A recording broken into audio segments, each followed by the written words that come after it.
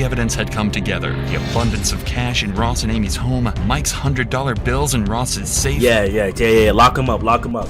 He definitely did it.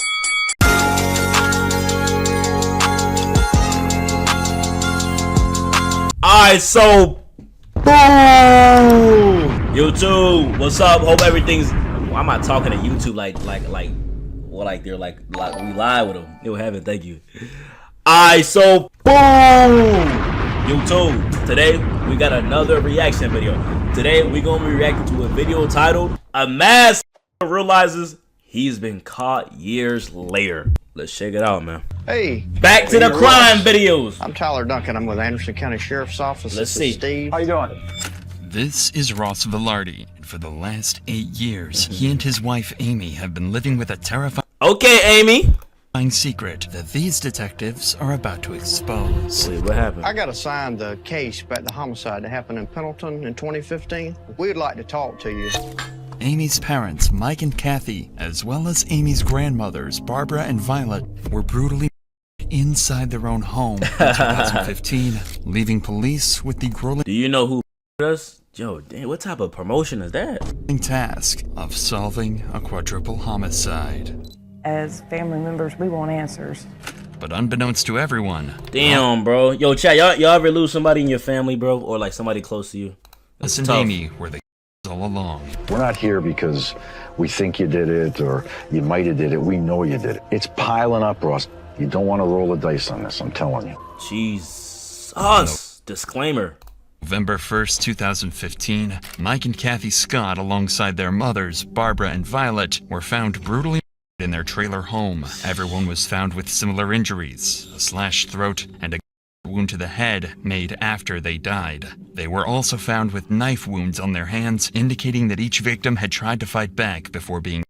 There were even bloody handprints on the doors and walls, showing that someone had even tried to escape after they'd been stabbed. The terrifying scene inside the trailer home would go completely unnoticed for the entire day, until, according to Amy, she went to check up on her parents and found them lying dead. Damn. Nah, bro.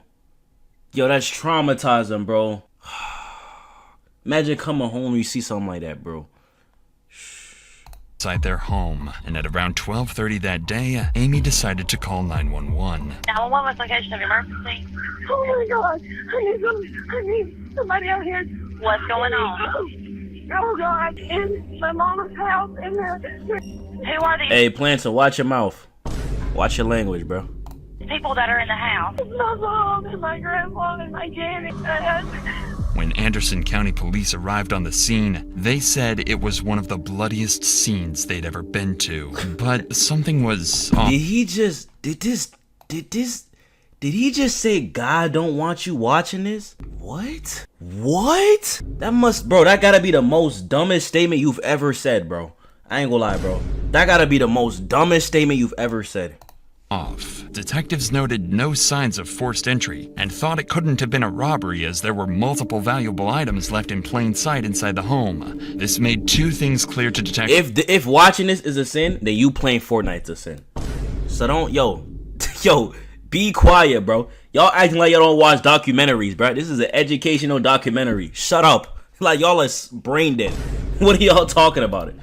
Whoever was responsible was allowed inside the home before the acts, and that they only had one thing on their mind. It seemed like this case had to have been committed by someone close to Mike and Kathy, but within some— Alright. Find me a Bible verse that says you can't watch documentaries. Please. If anything, you're learning from this, bro. Like, yo, that's the thing, bro. Y'all don't use your brains, bro. And I understand, like, you guys are, like, 5 years old, so you don't want to really, you really don't understand. But, like, use your brain. Buddy, yo, no way you're telling me we watching, oh my goodness. Sufficient evidence, the case slowly went cold, allowing Amy and Ross to get back on the streets and live their normal lives again. Before y'all speak, make sure you think. And for years to come. But police always had their suspicions about this case, and were never comfortable letting it stagnate. Amy's Facebook page showed that she constantly had fights with Kathy and Mike over her children, often calling them narcissistic, emotionally abusive. Facts, Venom, facts. That's a good verse. But bro, no one's committing. Yo, I'm not nobody. Yo, Yo, and y'all gotta disrespectful. really use What's your brains, most bro. disturbing was a video of Ross and Kathy's fighting found on Amy's page, where Ross says something that would come back to haunt him forever. Why don't you have Grandma come out here real quick? I don't think your grandma wants to deal with this trash. I showed you, stop. Yep, yeah. Okay.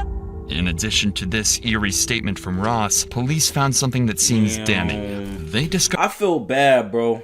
a photo W Mike had Venom sent to a Raid. co-worker just 2 days before his death, a couple of $100 bills. And inside Amy and Ross's trailer was a neatly organized stack of $100 bills, exactly the same serial numbers as Mike's. At the time, this was all treated as circumstantial, but slowly more coincidences would begin to line up that gave police enough reason to suspect Amy and Ross as potential. So, in 2023, they reopened the case. Yo, this happened 2 years ago? Why is he just dropping it right now? Nearly a decade after the events that put an end to nearly an entire family. Detectives started by launching a series of interviews with Mike and Kathy's closest Yo, peers Phantom, leave and don't come back. to try and get a better picture of Amy and Ross and see if they might have been responsible after all. They begin with Mike and Kathy's neighbor to learn about Amy's relationship with her mom and if he saw anything the day of the incident. With the daughter, got angry with her and kept the children from Kathy. So tell us about that. It seemed that they really tried to help Yo, Ox, I see you, buddy. Amy a lot. And Mike and Kathy, they really took care of the kids. And it broke Kathy and Mike's heart. She just really missed the kids, and the two older ladies that lived there, they were used to the kids coming in and out. You think Kathy was afraid at all of Amy and Ross? No, she never expressed that. But it was always the talk of the area that Mike would go to flea markets and he would get some kind of video game. Bro, my question is, what compels somebody to do something this bad, bro? Like, what really compels people to do this, bro? Games that he collected, there was a good resale market for him, and that he would buy any old jewelry that had gold in it. It was always a rumor that he kept a lot of cash and gold stuff around. Not only did Mike collect jewelry and other rare memorabilia, but it was well known in the community that Mike always had a large sum of cash with him because he feared putting money into the banking system. This made Mike a large target, especially amongst those who knew him well. I think you've got to be one sick puppy to go in there and to helpless old women. The thoughts that somebody That's came game. in and killed those people, I still have nightmares about that. This tells detectives that the could have been done for financial Doritos. reasons, especially since this Emilio! fact wasn't a secret at all. What's up, bro? Couple this with the fact that Mike's money was currently sitting safely inside Ross and Amy's safe at home. A picture is starting to form of what might have actually happened that night. But still, nothing is certain at all, and police next head to Roxy Voorhees, an ex-employee of Amy and Ross's, who worked at their pet grooming business during the months leading up to the crime. Roxy had spoken to Amy almost every day for months before the incident, so if anyone had some information to give, it'd be her. And Bro, Chad Loki wonder how they got caught. Yo, y'all spamming the Doritos? Yo, come on. Nah, I said spam. Spam the Doritos, man. they were exactly right. What they found was so sinister. Joke at the time. Right. Finally, it's crazy, Harner. Shut up. I'm glad I didn't say yeah. Amy, right? What was your job there? Heaven, thank you so much, Heaven. I was learning in the process of learning. Thank you so much, When you Heaven. worked for the Thank you, shop, thank you, said thank they you, were just thank getting you. started, so they weren't very successful. W yet. Heaven, we got 2 Heavens now. That's wild. Okay. But then I would hear arguments of them. Go back. And a lot of We it almost was did it. money related. When I I'm started working out. for Then her, leave. Yo, I seen this Kathy guy. and Mike at the grooming shop. I was in the back grooming, so I didn't hear everything that was going on. We got 2 Heavens, yes. It was something to do with money. Okay. Throughout working there, she'd always tell me about how she was treated growing up and all of that. Damn, bro. I feel bad, bro. This is a sad story. What kind of stuff would you say about how she was treated? She told me that she was always a daddy's girl, and she said her dad had he was working on a car and it crushed him, and he was placed in the hospital. Mm-hmm. And her mom decided to pull the plug. Yo, guys, y'all ever been to a hospital before? She always hated her mom for that. Detectives learned that their grooming business wasn't as successful as they claimed it was. Based on bank records collected by police, Amy and Ross's proven income in 2013 $25,000 in a year. Interesting. was $25,622. However, in 2014, Ross spent $14,200 on a Ram truck, $5,700 on a Mustang, $10,000 on a Harley FXE, and another $5,000 on a Harley XL. Close to $35,000 on luxury purchases. Yo, chat, y'all know that. Yo, chat, what car your mom and your dad got? Cause I know y'all chat. I know chat don't be driving, bro. So what car your mom and dad got? But an income of just $25,000. Oh, they got a Lambo, huh? They got a Lambo, huh? Okay. Let me get go ahead and get 500 subs. They got a lamb truck. Decisions, the couple needed money, and they needed it Dominator badly. was good. In 2014, their business fell short, making just over $3,000 for the entire year. Things were bad, and they were on the brink of bankruptcy. So when the cops found $67,000 in cash hidden in their home, they knew something seriously strange was going on. He'd been saving the money for years, but detectives don't buy it at all. They're certain that, at a minimum, Ross and Amy had to have stolen from the house on the day of the... But to some extent, this was... So they planned it together. Yo. Clips, what's good, bro? All known about 8 years ago, and it's still all circumstantial. For all the cops knew, Amy could have noticed the dead bodies in the trailer and grabbed the cash out of desperation before calling the police. So there had to be something that set this investigation apart from the one back in 2015. However, this case would take a complete 180 after detectives would find their most blatant, crucial piece of evidence yet. When going through all the his foot?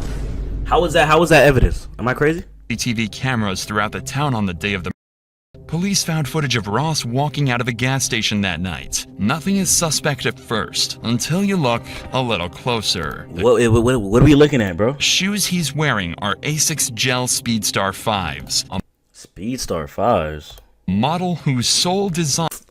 And of course he's wearing some pink shoes. Yo, Chad, I ain't gonna lie, you would never catch me wearing pink shoes. Just so happens to perfectly match the bloody footprints that were found inside the trailer. This claim was even confirmed by the shoe company themselves, and the pattern is unique to this specific model, making it clear to detectives that Ross Villardi is a cold-blooded. All the evidence had come together. The abundance of cash in Ross and Amy's home, Mike's $100 bills in Ross's safe. Yeah. Lock him up. He definitely did it. Identical shoes to the... and an ugly past with Mike and Kathy. Police now believe they have everything they need to charge Ross and Amy with the... So, on December 11th, 2023, they decide to confront Ross and Amy at their new home to finally uncover the truth about that night once and for all. Hey, are you Ross?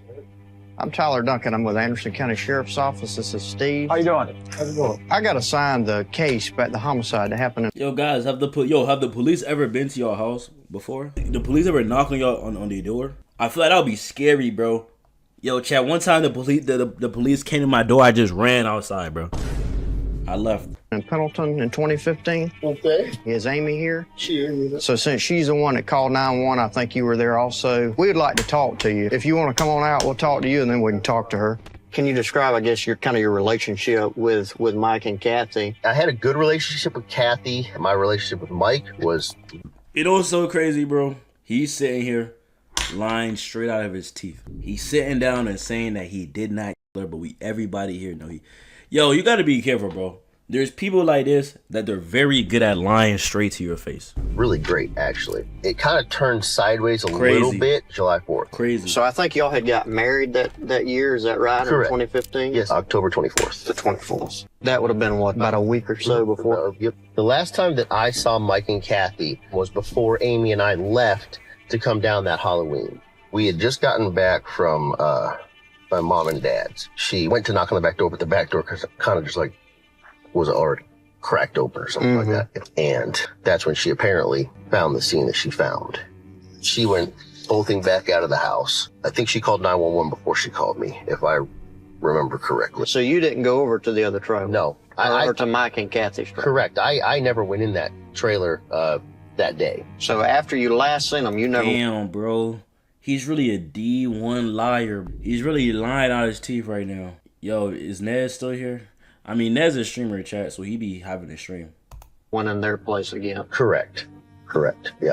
The detectives are baiting Ross into a trap, as they know based on the footprints that Ross did without a doubt step into the house on the night of the murder. Later on, they'll be able to confront Ross about these blatant lies in hopes they can shock him into a complete confession. There was a couple things that kind of were red flags, but I don't know if they have anything to do with this or not. Mike bought and sold a lot of items, and some of the people that he was buying from were pretty shady sometimes. So that's another kind of red flag that I had as I was trying to just replay like events leading up to the homicide. Should I have seen something? You're just starting out with this. If you were us, what would you do? What do you think happened there, Ross? He's the first gentleman that's asked me that.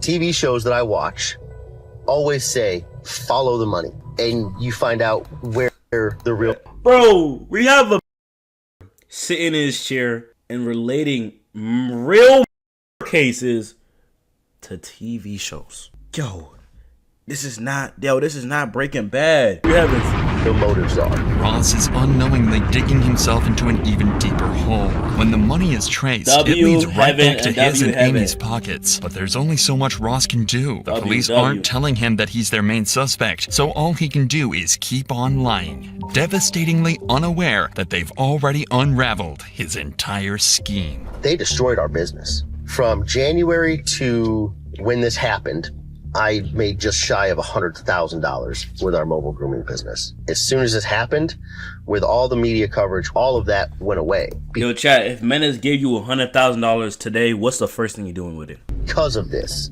And you said you had a large amount of money in your single wide? Is that where the money came from? The money that was in our single wide in my... You better be gifting 100,000 subs. Yo, Hayes was the first one to say it. W. Hayes, yeah.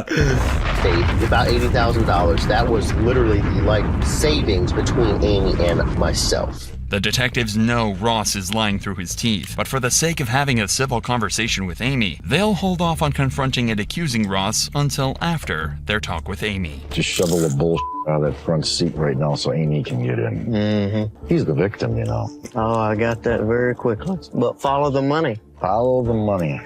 You could tell that he's... Yeah, I saw him. And every time he's talking, he can't look at you in the face. I know.